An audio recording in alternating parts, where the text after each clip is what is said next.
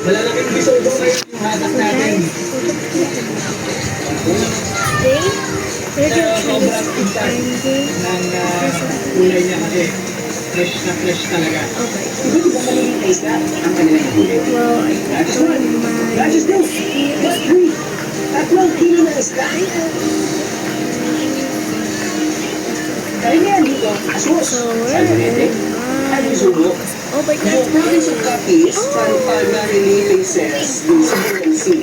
So lahat ng municipalities na nakaharap dyan, they can fish there. So aside from fish, we also have an abundant sources of shells, crabs, crustaceans, and many other marine resources. Yes, yun na. Fresh catch. Perfectly clean out. Where is my best? I don't know where she is. I couldn't have... Oh, wait, I have no weapons. So, I don't know what to do. Let me try this one myth. Oh, Hindi ka talaga kapag biyaya ng dagat. Abot ka may lang. Simple pero busog sa saya ang pamumuhay. I have to bounce myth. Pero hindi lang sa dagat na gagaling ang biyaya ng Capiz. Oh my God. Sa lupa, may abot ka may din. Oh, wait, I don't want to fill up the map. Oh, no, I didn't think. Hurry up. Pero, maniniwala ba kayo ang kakanin ito? Oh, so cute. Pinatuluan na naman ng ayong oras. Oh, it's so expensive. Where is my best? Usually, ano katulis? Magkano po yung benda? Where is the Kaya pag pamilya, mas laban din sa dala ko to, tignan natin. Laban sa order, sa order na ginawa nila yung gusto dahil mga ngayong pagbuhay. Hindi na kapanis. Ganun din po ba I dito? just want to doing my best. Oh, very cute. At least, matigit siya.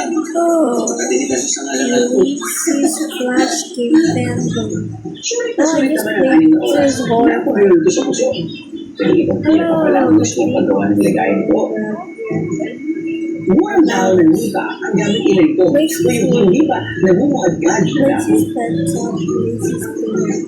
Ang nag-aabi ng basket naman, at dito, tira doon. Pero ako ngayon parang dito buli-buli na. Tapos na ito. Ay, bakit ang hirap? Pero sisimula kay nanay.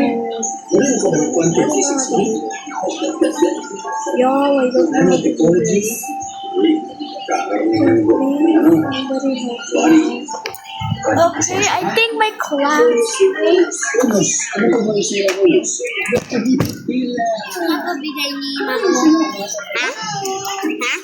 Ano mo? Oh, my God. Oh, Ha? Puso ha? Hindi puso. may isla na. Sila sa mga puno ng niba ang kapis. Ang pampatamis na gamit nila sa puso. Diba?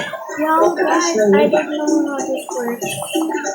Okay, please Sa help huli me. nila ang sa mga bunga ng niba sa maglalagay ng syrup na sasalusunan Oh, ng wait. tuba. So, during the Spanish and American period, one of the largest suppliers ng tuba ang province of Capiz. So, because of that abundance, yung ingenuity ng mga locals, they were able to come up with this heritage recipe Oh, cool. na puso. Cute. Sa mga nakuha ito ba? Pagkukulaan ng 6 na oras sa mga nagawang puso I don't kanina. know how this Yung works. pagluto mo ng tuba, I nagpa-ferment siya, nagiging matamis yung sauce yung tuba. So that gives the puso a sweet and a bit sour don't know how taste. this works. Oh my gosh, I'm done. Sweet naman ang panitay dahil naloob sa puso ang sarap at tamis ng tuba.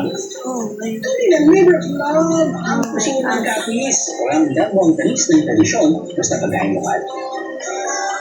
Pero marami pang heritage food ang Capiz at kulang na isang araw para matikman natin ito. Magpangay. Oh. Definitely like the very food status of family. Oh, this is Inside myself, they offer a variety of international Sino ba sa mo na yan? ang mga isda rito sa Capiz, hindi lang sa tubig lang.